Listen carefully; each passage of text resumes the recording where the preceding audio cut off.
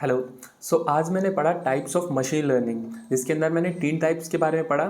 एक होता है सुपरवाइज्ड लर्निंग, एक होता है अनसुपरवाइज्ड लर्निंग और देन थर्ड होता है reinforcement learning. Step by step देखते हैं क्या क्या इनका मतलब होता है। फर्स्ट होता है सुपरवाइज्ड लर्निंग। तो सुपरवाइज्ड लर्निंग मशीन लर्निंग के अंदर एक ऐसा पैटर्न होता है या ऐसा लर्निंग रहता है जिसके अंदर हमारे पास लेबल डेटा होता है। अब लेबल डेटा का मतलब क्या होता है, मान लीजिए एग्जांपल लेते हैं, मान लीजिए अपने पास कोई सेट ऑफ इमेजेस है काफ़ी सारे डिफरेंट एनिमल्स की, ठीक है। देन हमारे पास उसके साथ उसका लेबल भी है, मतलब इफ़ अगर कैट की इमेज है तो उसके साथ उसका लेबल भी जुड़ा हुआ है कि कैट की इमेज है, ठीक है।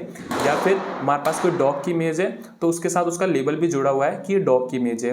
या फिर अगर मान लीजिए लॉयन की इमेज है तो हमारे पास उसके साथ लेबल भी जुड़ा हुआ है कि ये लॉयन की इमेज है। मतलब ये है कि हमारे पास उसका लेबल है कि किस चीज़ की इमेज है, ठीक है। तो जो भी मशीन लर्निंग मॉडल्स क्रिएट होते हैं, मान लीजिए जैसे मान लो ये मेरा हाथ का गेस्चर है, ठीक है। तो इफ़ अगर मैं इसको दिखाता हूँ तो ये मान लीजिए मेरे पास काफ़ी सारे डिफरेंट इमेजेस है मेरे पाम की जो कुछ इस टाइप से है और इनके साथ इसका लेबल जुड़ा हुआ है कि ये पाम की इमेज है।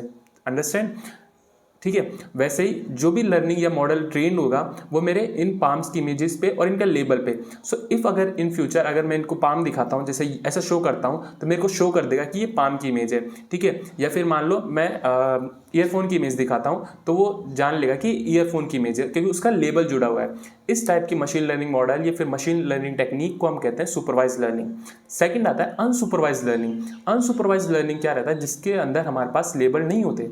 लेबल नहीं होते इसका मतलब ये है कि हम पैटर्न्स के थ्रू, मतलब जो भी हमारे पास डेटा है उसके पैटर्न्स के थ्रू हम ये प्रिडिक्शन लगाते हैं कि क्या रिजल्ट आने वाला है। जैसे इफ अगर इसका एग्जांपल ले, मान लीजिए कोई भी ग्रोसरी स्टोर है, ठीक है। उसके अंदर क्या रहेगा, जो कस्टमर का डेटा है उनको कलेक्ट करेंगे। कलेक्ट करने के बाद जो भी कस्टमर्स रहेंगे वो उनका जो डेटा है उन पे जो भी मॉडल्स वगैरह है वो ट्रेन किए जाएंगे।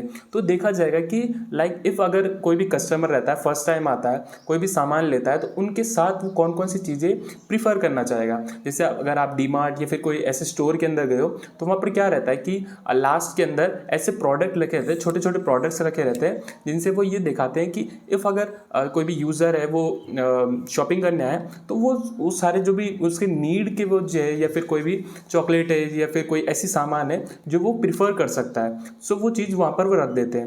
जैसे मान लीजिए कोई भी, मान लो अगर यूज़र आता है वो ब्रेड लेने आता है तो ये भी सोचेगा कि ब्रेड के साथ साथ मैं पीनट बटर ले लेता हूँ अगर जिम वाले हैं। इफ़ अगर नॉर्मल है तो वो उनके साथ दूध वगैरह ये सारी चीज़ें, तो ये सब चीज़ें उनके प्रेडिक्शन के। तो जो भी ब्रेड के साथ है वो दूध का सामान रख देंगे, पीनट बटर रख देंगे, जिससे जो भी यूज़र होगा, एंड यूज़र होगा, वो उन चीज़ को एक्सेस कर सकता है। तो इस टाइप के मॉडल्स वगैरह क्रिएट करने के लिए जो कि पैटर्न्स के बेसिस के ऊपर रिजल्ट प्रोड्यूस करते हैं, उसके अंदर अनसुपरवाइज लर्निंग यूज़ होती है। देन हमारा थर्ड आता है रीएनफोर्समेंट लर्निंग। रीएनफोर्समेंट लर्निंग क्या होता है, जिसके अंदर हम जो भी मॉडल क्रिएट करते हैं वो अपने एक्शंस के थ्रू रिजल्ट जनरेट करता है। मान लीजिए हमने कोई मॉडल जनरेट किया, उसके अंदर पॉजिटिव और नेगेटिव दो साइड दे देंगे। इफ़ अगर मॉडल सही ट्रेंड होता है या सही रिजल्ट प्रोड्यूस करता है तो हम उसको पॉजिटिव का 1 पॉइंट दे देंगे, और इफ़ अगर वो गलत रिजल्ट प्रोड्यूस करता है तो हमको उसको नेगेटिव का 1 पॉइंट दे देंगे। तो इससे क्या होगा, धीरे धीरे वो मॉडल ट्रेंड होता जाएगा और अच्छे रिजल्ट्स प्रोड्यूस कर पाएगा। ऐसे रीएनफोर्समेंट लर्निंग के अंदर हम मॉडल्स क्रिएट करते हैं, या फिर ये एक टेक्निक है मशीन लर्निंग के अंदर जो कि मशीन लर्निंग के अंदर यूज़ होती है। तो thank you so much, these are the 3 things which I learn today. Okay, bye.